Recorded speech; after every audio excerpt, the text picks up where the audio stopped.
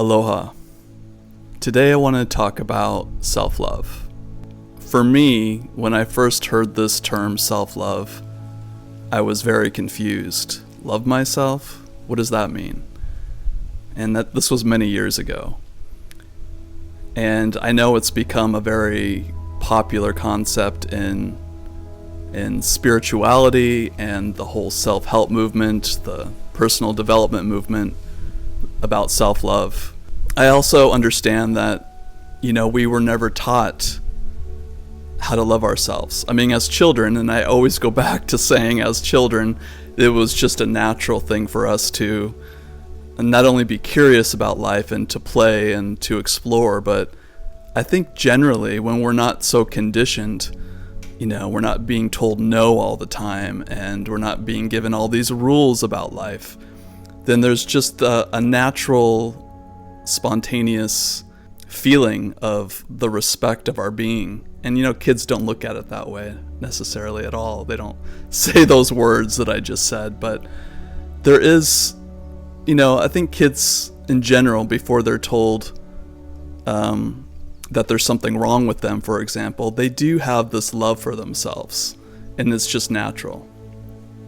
And so there is a process, I talk about in a lot of my videos of conditioning, and we get older and we have all these parts of the ego that are slapped on, that are where we're being told that we're not good enough or we're failures. And so it can be hard to relearn how to love ourselves. So we're never taught that by our parents, unless we have parents that actually do love themselves and can teach that to their children. We're never taught that in school about self-love. And then when we go into the work world or whatever we decide to do in the world, we don't see that reflection. We don't see many people that really have that deep reverence and respect and love for who they are. And so I think that's why it has become such a popular movement in the self-help and the personal development and the spirituality community, is because there have been masters or people that have walked the path that have naturally moved into the space of loving who they are. And whether that you see that in India or from any tradition, it doesn't have to be just like a Hindu tradition, but in many other cultures and traditions, and with a lot of the indigenous cultures as well, the ancient teachings, this idea of self-love. And I do believe it's important because there is I really feel personally this is the foundation of all other love. When we have this deep love for who we are, and we don't necessarily need to know who or what we are, we might have this knowing that we are a soul or a spirit in a body, and we're having a human experience, and I think that's enough. But just this, it can be just a very gentle knowing of that we exist. Knowing that is enough. Just our own existence is enough. So when we look at self-love and we ask the question, how do I love myself? That can seem very, confusing, I guess. It can feel confusing. How do we do that? I'll just go back for a minute because I want to reiterate and express that it is the foundation. Before I believe we can move into that space of beginning to experience glimmers of unconditional love, there needs to be the foundation of the love that we have for who we are. Before we can actually begin to love another, and move into an intimate relationship with somebody. And that doesn't necessarily have to be romantic. It could be with our family. It can be with, any aspect of a friendship. Having a foundation of loving who we are is what creates a richness in our relationships with others, and not just people, but with animals and with the earth, with the ocean, with all the elements, and with all of life. And it doesn't have to be necessarily anything that people consider to be alive. It can be what some might consider inanimate objects that are also have their own consciousness and aliveness to them as well. So the foundation of self-love is like the platform. It is the foundation where all other love, unconditional and otherwise, can spring from. So, going back to the question, how do I love myself? And asking that question, maybe it's something you just ask for yourself. Maybe you ask God, the divine.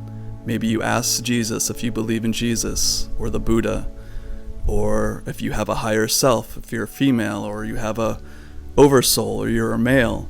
You ask that part of you that,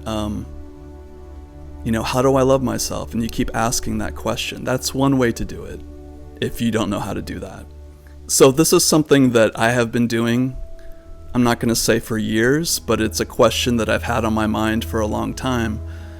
And it's a practice that I have to constantly remind myself to do. And anytime I talk in these videos, it's not about me knowing and you not knowing. It's about me sharing and exploring with you. So for me, that's something that I'd like to share. If it sounds too complicated or it sounds too far out of reach to love yourself, I just offer this idea of self-appreciation. And I know it's all semantics and these are all words and concepts, but maybe if we can just tone it down into the body instead of maybe making it not so conceptual, but actually something that is tangible for us. For me, that would be this idea of self-appreciation. So I can start with, for example, appreciating my heartbeat and tuning into my heartbeat and appreciating that the blood is flowing to all my organs and all my tissues and is keeping me alive along with each breath that I take, and appreciating that. Appreciating that I have certain gifts. I do have gifts of bringing laughter to myself and bringing laughter to others. And even in those moments where I don't feel like my gifts are alive, I can still kind of tune into those gifts that I have. And it doesn't have to necessarily be anything specific. Or I'm saying making people laugh or bringing humor to the world, but it could be, writing. Oh wow, appreciating that aspect of me that's a writer, or that appreciating the aspect of me that wants to connect with people on a deeper level. Appreciating the aspect of me that cares for the ones that I love. Appreciating, it could be a body thing, like I just mentioned. Maybe I'm appreciating that I have an arm right now that can hold this phone stand so I can make this video, that I have this voice that can speak into this little tiny itsy bitsy microphone. Those things which I self-appreciate, to me, is the same thing as self-love, because there's a feeling there. It's not just a conceptual, it's an actual, tangible, visceral feeling in my body, this appreciation. And it might start with just a thought, and then repeating that thought, and then beginning to feel what that feels like in my body, the idea and then the feeling of self-appreciation. So for me, that is self-love. Because the more that I feel like I can actually appreciate all aspects of myself, not just what I think I like, but the aspects, that maybe the aspects of being emotional, being incredibly sensitive. There's great strength and power in my vulnerability and my ability to feel and to sense in this world. I can appreciate that. I can also appreciate the moments of feeling sad. I can also appreciate, which is interesting, I can also appreciate not feeling appreciation. There might be moments where I'm not happy, or I'm not appreciative, or I'm not where I'd like to be in my life. But with that energy, you could use gratitude. I like appreciation. It doesn't really matter. With that energy of gratitude or appreciation, I can appreciate even things that I might not necessarily like about myself.